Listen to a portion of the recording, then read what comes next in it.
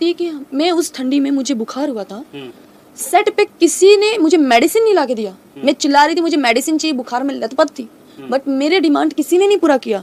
Hero heroine को 5 star hotel में रखा जा रहा है, हम लोग कैसे होटल में रखा जा रहा है जैसा। दोस्तों, भोजपुरी फिल्मों की बहुत ही मशहूर अदाकारा आकांक्षा दुबे, जिन्होंने सुसाइड कर लिया है बनारस के सारनाथ होटल में। जैसा कि आप सभी जानते हो कि आकांक्षा दुबे बहुत सारी फिल्में भी कर चुकी हैं, बहुत सारे गाने भी कर चुकी हैं और बहुत हिट गाने दे चुकी हैं। और आज ही के दिन पवन सिंह के साथ इनका एक गाना आया हुआ है, जो कि आप स्क्रीन पर पोस्टर देख सकते हो।